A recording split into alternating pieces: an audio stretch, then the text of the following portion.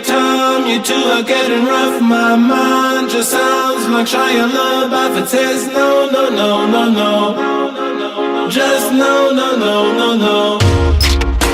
And every time I see him with you, my heart sounds like Shia LaBeouf too. No, no, no, no, no, no, no, no, no, no, no, no.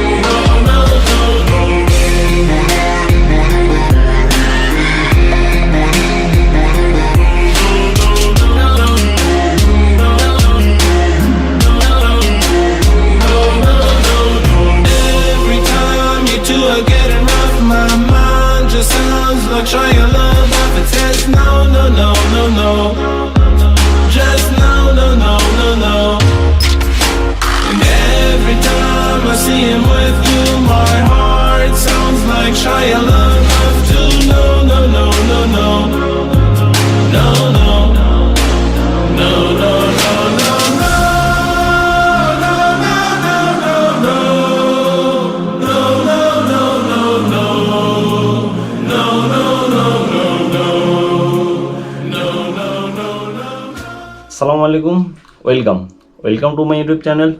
আশা করি সবাই ভালো আছেন। আমি আলহামদুলিল্লাহ ভালো আছি। তো আমি আপনাদের সাথে আমার কক্সবাজার যাওয়ার জার্নিটা শেয়ার করছি। তো যারা এখন আমার কক্সবাজার যাওয়ার জার্নিটা দেখেন নাই, ডিসক্রিপশনে লিঙ্ক দেওয়া আছে অথবা আই বাটনে ক্লিক করে দেখে আসতে পারেন। তো আজকে আপনাদের সাথে শেয়ার করবো আমার কক্সবাজারে ঘোরার জার্নিটা। এই কক্সবাজারে আমরা যেদিন যাই ওই দিন তো তেমন আমরা ঘোরাঘুরি করি নাই। ওই দিন 310 কিলোমিটারের মতো বাইক রাইড করে অনেকটা টায়ার্ড হয়ে গেছি। সো ওই দিন আর তেমন ঘোরাঘুরি করি নাই। তো আজকে আপনাদের সাথে শেয়ার করব আমার কক্সবাজারে কই ঘুরলাম, কোথায় কি করলাম, এ টু জেড সব কিছু। তাহলে আপনারা ভিডিওটি শুরু থেকে শেষ পর্যন্ত দেখতে থাকুন।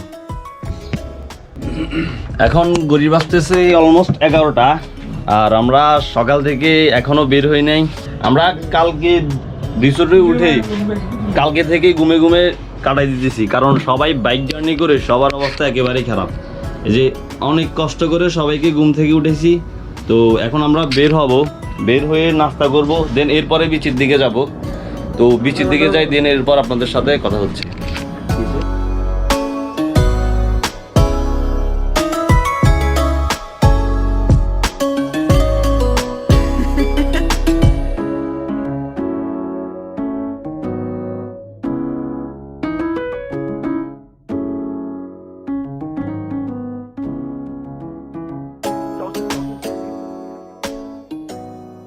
তো আমরা নাস্তা করে যখন বিচে যাই, আমাদের প্ল্যান ছিল আমরা সমুদ্রের পানিতে গাটা একটু ভিজাবো।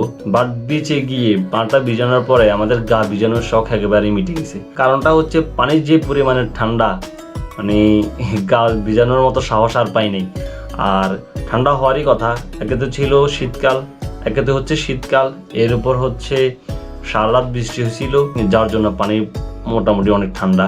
সো আমরা চিন্তা করলাম না আর ভিজা সম্ভব না আমাদের দ্বারা। তখন আমরা চিন্তা করলাম আমরা কি করতে পারি। তো তখন চিন্তা করলাম তাহলে জেট স্কিতে চলা যাক। তো যে চিন্তায় সেই কাজ, উঠে গেলাম জেট স্কিতে। আমার শরীরে তো আসে না।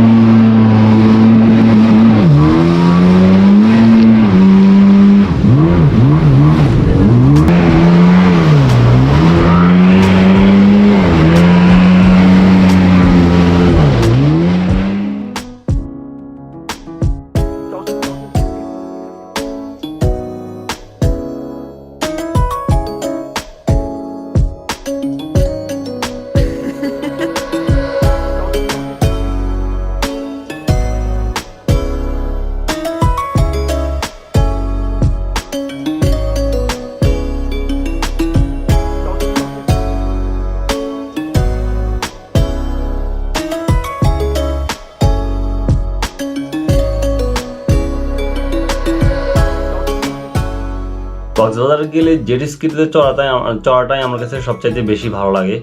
মানে অনেক বেশি স্পিডে চলে আর মানে অনেকটা বাইক রাইডের মতো লাগে সমুদ্রের মধ্যে এই আর কি। তো জেট স্কিতে চড়ার পরে আমরা যখন আমাদের হোটেলের দিকে ব্যাগ যাইতেছি, এখন আমাদের একজন ভদ্রলোকের সাথে দেখা হয়েছে। তো ওই ভদ্রলোক বিচের মধ্যে ঘোরাঘুরি করে একটু অনেকটা টায়ার্ড। তো ভদ্রলোককে আপনাদেরকে একটু দেখাই। এত প্রচন্ড পরিমাণে টায়ার্ড। বাসা কই আমার দিন ঘুমায় না।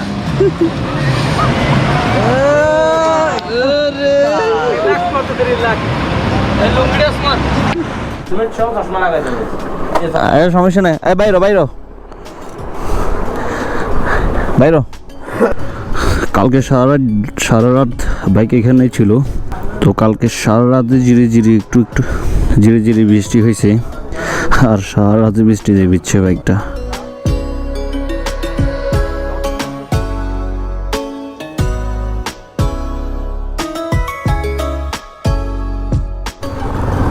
কালকে আসার পর থেকে সবে মাত্র বাইক নিয়ে বের হলাম।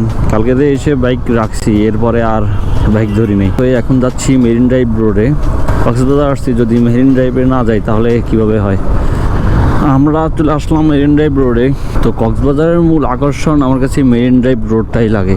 এই যে এখান থেকে মেরিন ড্রাইভের আসল সৌন্দর্যটা শুরু। এক পাশে সমুদ্র, আরেক পাশে পাহাড়, আর মাঝখানে রোড। মেরিন ড্রাইভ রোডে তো রাইড করার মজাই আলাদা, সেটা একমাত্র যারা রাইড করছেন তারাই ভালো জানেন। আমাকে আর আলাদা করে বলে বোঝাতে হবে না। তো আমাদের এখন প্ল্যান আছে হয়তো হিমছড়ি পর্যন্ত যাব, অথবা এর থেকে কিছু সামনে যাব। তবে পুরোপুরি টেকনাফ পর্যন্ত যাব না, কারণ অলরেডি 4টা বেজে আসছে প্রায়। তো আবার গেলে আস্তে আস্তে লেট হয়ে যেতে পারে। Parasailing point.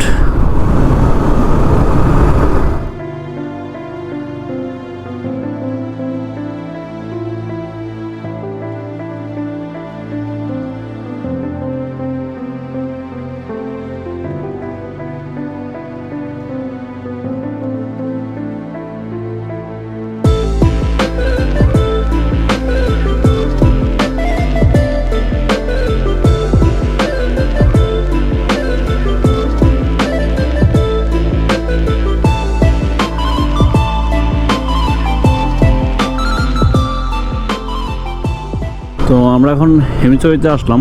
তো হিমছড়িতে দাঁড়াবো না, কারণ এখানে পাহাড়ে উঠে ভিউ দেখার মতো কিছু নেই, কারণ এর আগে এসে অনেকবার দেখছিলাম।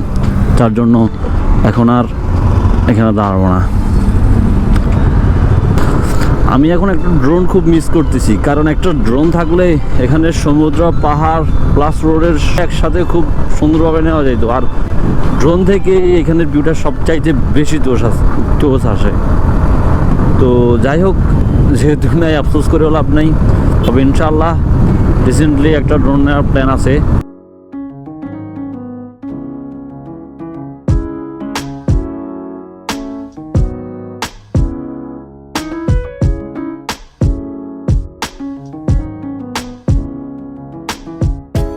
এখান থেকে টেকনাফ হচ্ছে আর 68 কিলোমিটার।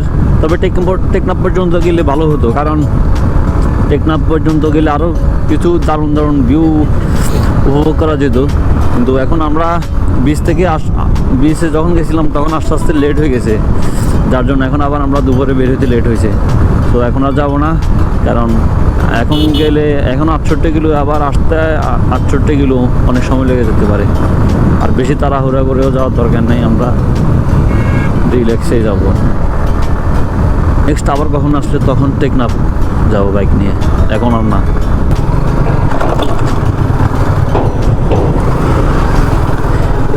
এই সেতুটা থেকে ভিউ আরও সেই।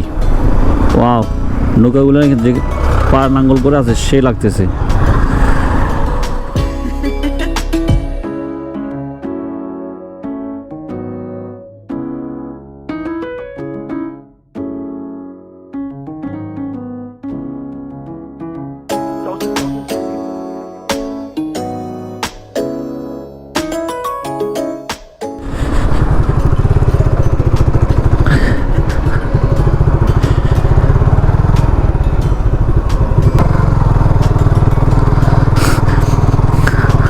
টায়ারের গ্রিপের মধ্যে বালু ঢুকে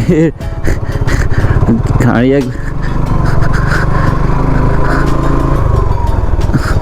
টায়ার গ্রিপের মধ্যে বালু ঢুকে একবার একদিকে ধরতেছে গাড়ি।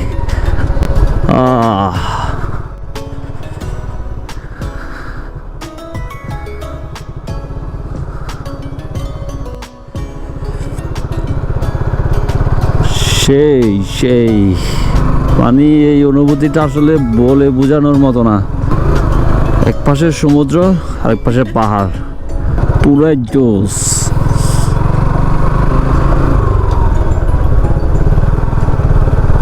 যখন প্রকৃতিটা নিরিবিলি থাকে তখন সবচাইতে বেশি উপভোগ করা যায়।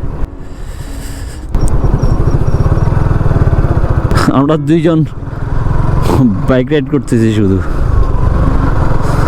মানে বিচের মধ্যে রাইড করতে খুবই ভালো লাগতেছে। ওয়াও,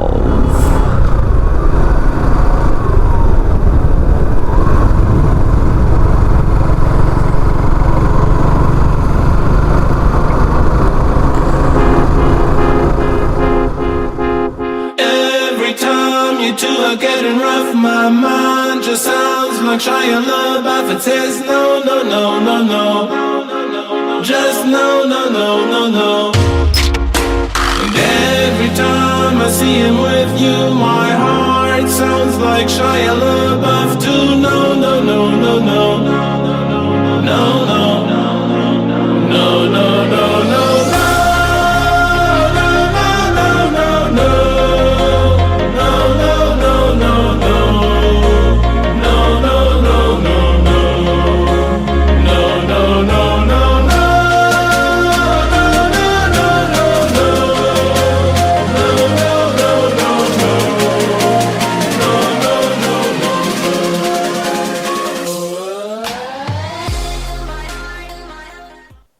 জাস্ট এখান থেকে সমুদ্রের গর্জনটা শুনেন।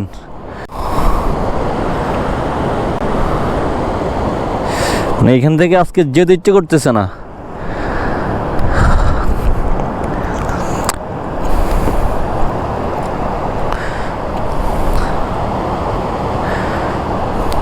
কক্সবাজার সাইড থেকে এখানের ভিউটা সবচাইতে বেশি জোস। মানে এখান থেকে ওয়েদারটা সবচাইতে বেশি ফিল করা যাচ্ছে।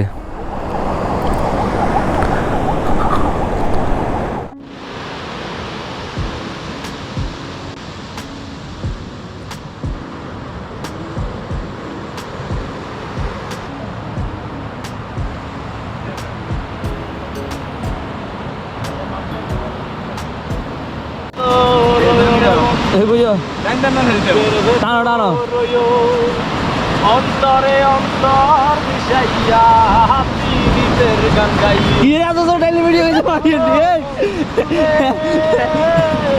সতী নারীর গতি যেমন পার্বতেরই চূড়া, অশোক নারীর গতি। তো এখানে অনেকক্ষণ সময় কাটাইছি, ছবি তুললাম, ভিডিও করলাম, খুবই ভালো লাগছে এখানে। তো এখন চলে যাচ্ছি। কালকে আসার পর থেকে এখানে যতক্ষণ সময় কাটাইছি এই সময়টা সবচাইতে বেশি ভালো লাগছে। মানে শরীরে যত ক্লান্তি যত কিছু সব চলে গেছে। নামার সময় এখান দিয়ে নামছিলাম আমি। হ্যাঁ, আমি ভুল করে এটাতে, তাহলে এখান দিয়ে চলে আসছি। চাকা একদম ডেবে গেছে। না, সামনের এই দুটাকে নিয়ে একটু ধরেন, আমি পিছন থেকে। এই ভাইদেরকে অসংখ্য ধন্যবাদ আমাকে বাইকটা উঠাতে হেল্প করার জন্য। আমি ওনাদেরকে বলিও নাই, ওনারা দেখতেছে যে আমি উঠাইতে পারতেছি না, তখন ওনারা নিজে এসে আমাকে হেল্প করছে উঠানোর জন্য। না হলে আমার এই বাইকটা উঠাতে একদম অবস্থা খারাপ হয়ে যেত।